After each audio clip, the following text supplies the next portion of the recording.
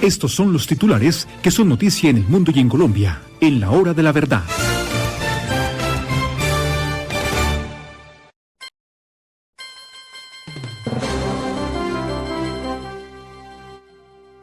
Y en hechos de noticias, que son noticias en Colombia, ya está Gustavo Petro en la China. Este lunes llegó a Pekín Gustavo Petro, donde participará en la cuarta reunión ministerial China-CELAC y se reunirá con el mandatario chino Xi Jinping en una visita oficial que busca fortalecer los lazos diplomáticos, económicos y de cooperación.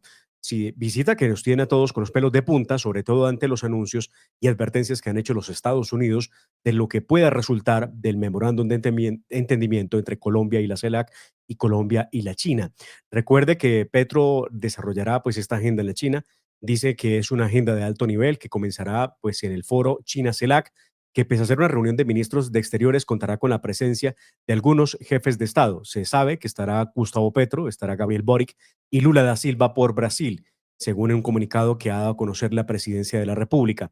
Durante esta visita de Gustavo Petro a la China, que estará hasta el 17 de mayo, se firmarán varios tratados comerciales, así como un posible acuerdo de intención para que Colombia se sume a la iniciativa de China de las nuevas rutas de la seda, lo que pudiera traerle problemas, por supuesto, a Colombia en su relación con los Estados Unidos, como ya lo advirtió el enviado para América Latina del presidente Trump cuando Gustavo Petro anunció su viaje a la China.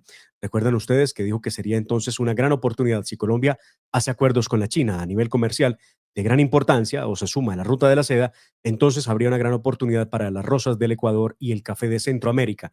De cierta forma, dando a entender que Colombia estaría en problemas con esa relación que tiene con los Estados Unidos, su principal socio comercial.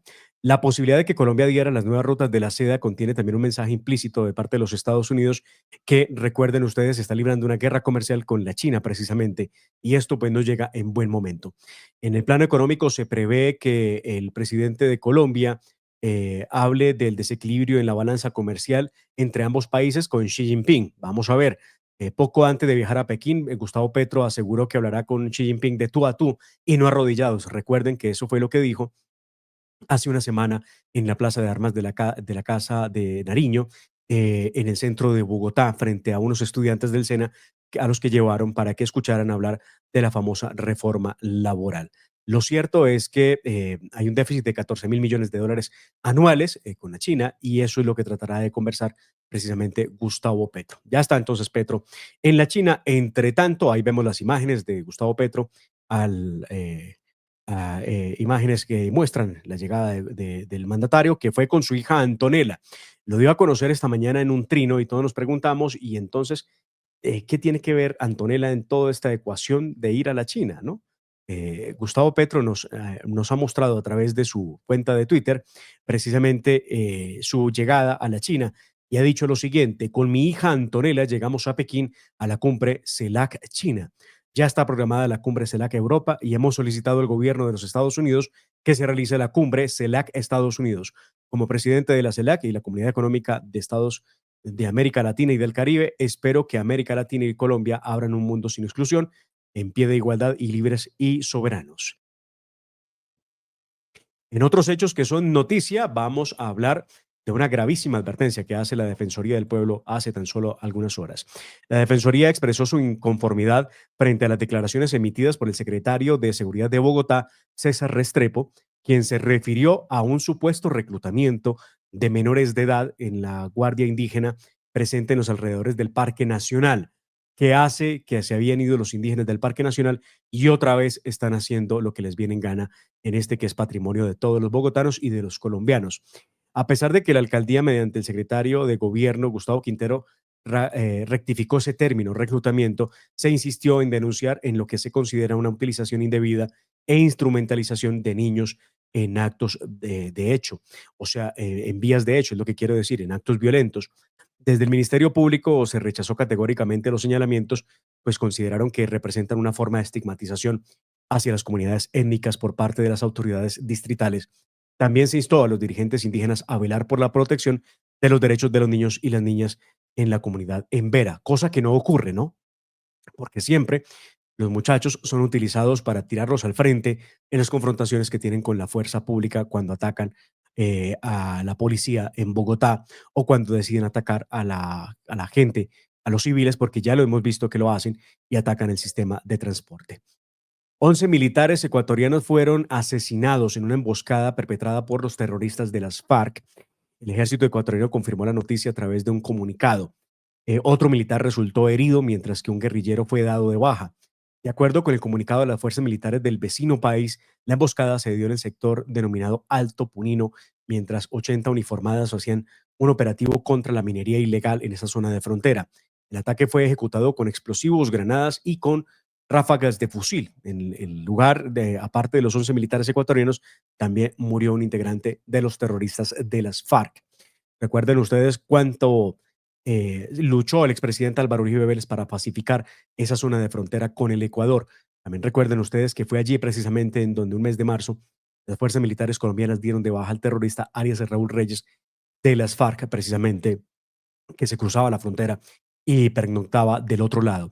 Y utilizando ese esquema de vivir en Ecuador y pasarse a Colombia para atacar la fuerza pública, mantenía las FARC esa estrategia, misma estrategia que utiliza el ELN en la zona de frontera con Venezuela. En otros hechos, se conocieron unas pruebas de supervivencia muy importantes de miembros del CTI que están secuestrados por parte del ELN. Estoy bien y pronto estaremos juntos nuevamente. Fue el mensaje lleno de esperanza que uno de los funcionarios del Cuerpo Técnico de Investigación CTI de la Fiscalía le envió a sus seres queridos tras haber sido secuestrado el pasado 8 de mayo en el departamento de Arauca. El mensaje, dirigido especialmente a su hijo y a su esposa, madre y hermanos, apareció en un video divulgado como prueba de vida presuntamente por el Frente de Guerra Oriental del Ejército de Liberación Nacional ELN, grupo al que se le responsabiliza por el secuestro de los funcionarios mientras cumplían funciones oficiales en la zona. En las imágenes, que duran cerca de un minuto, solo se observa el rostro de uno de los secuestrados sin que se revele información adicional sobre su estado físico más allá de sus palabras.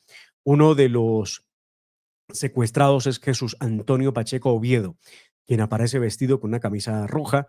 Explicó brevemente las circunstancias en las que ocurrió su secuestro. Según su testimonio, fue interceptado al salir de las oficinas de la Fiscalía en el municipio de Fortul, en el departamento de Arauca.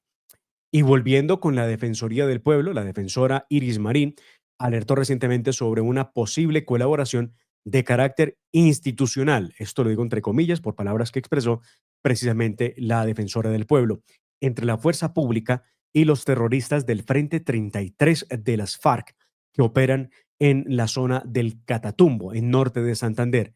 Son estos precisamente los que están librando una guerra y tienen desplazados a más de 56.000 colombianos de la zona del Catatumbo por los enfrentamientos que libran con los terroristas del ELN.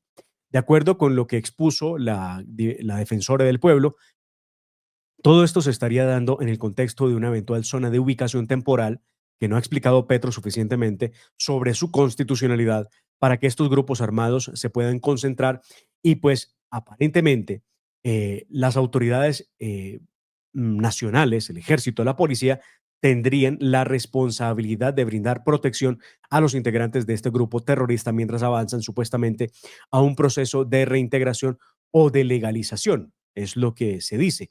Lo preocupante, según ha dicho la señora defensora del pueblo, Iris Marín, es que los miembros de ese frente continúan portando armas dentro de un territorio habitado por población civil en medio de un escenario marcado por enfrentamientos constantes entre ellos y el grupo terrorista del ELN. En otros hechos, una grave denuncia está sacudiendo al gobierno de Gustavo Petro, una de tantas, ¿no? Luego de conocerse que los recursos provenientes de la Unidad de Gestión del Riesgo de Desastres habrían sido utilizados para impulsar el trámite de la reforma pensional, tema que conversaremos con Melquisedec Torres precisamente en algunos minutos.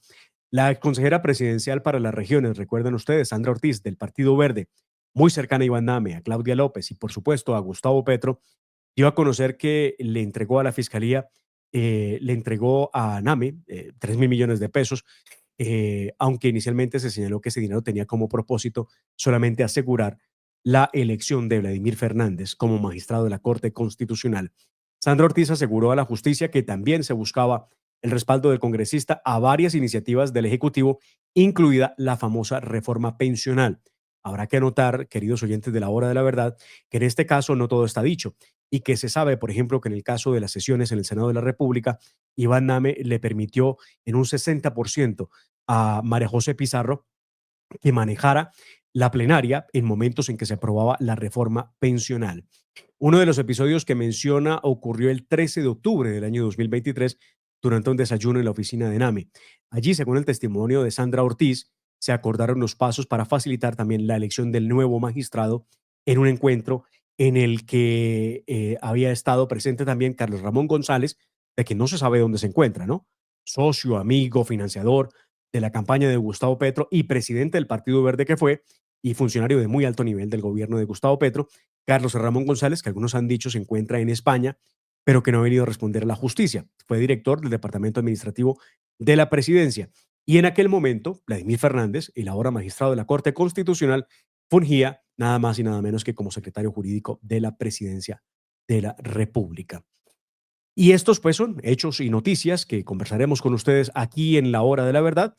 Y no sin antes recordarles también que tenemos noticias que indican precisamente que hubo las primeras declaraciones del Papa León XIV, en las que dejó claro que tomó el nombre de León por el León XIII, por el Papa, que fue el que redactó, el que escribió la Rerum Novarum y habló precisamente de todo lo que tenía que ver con la lucha contra el socialismo y el comunismo. Habrá que recordarlo, aquí lo hablamos con el doctor Fernando Londoño la semana pasada y él decía que tendría que ver mucho con eso y razón tenía, por supuesto. Y en otros hechos que son noticia a nivel internacional, tenemos un anuncio del presidente de los Estados Unidos, Donald Trump, que ha dicho que en los próximos días emitirá una orden ejecutiva para rebajar los precios de los medicamentos hasta un 80%. Importante rebaja. Y escándalo en las redes sociales por un video que se conoció del presidente de Francia, Emmanuel Macron, con una extraña bolsa de color blanco o con una sustancia blanca sobre una mesa. Muchos han cuestionado de qué se trataba esa reunión y por qué tenía ese tipo de eh, bolsa con alguna cosa por dentro. Muchos ya sabrán a qué se refiere o a qué es lo que pretenden llegar los que le han criticado por esas imágenes que circularon por todo el mundo.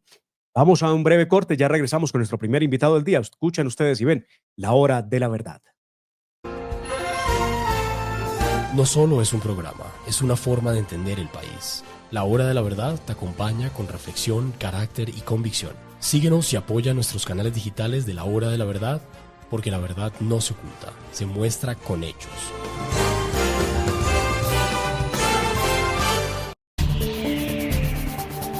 Hay quienes prefieren la comodidad de la mentira y quienes buscan la fuerza de la verdad.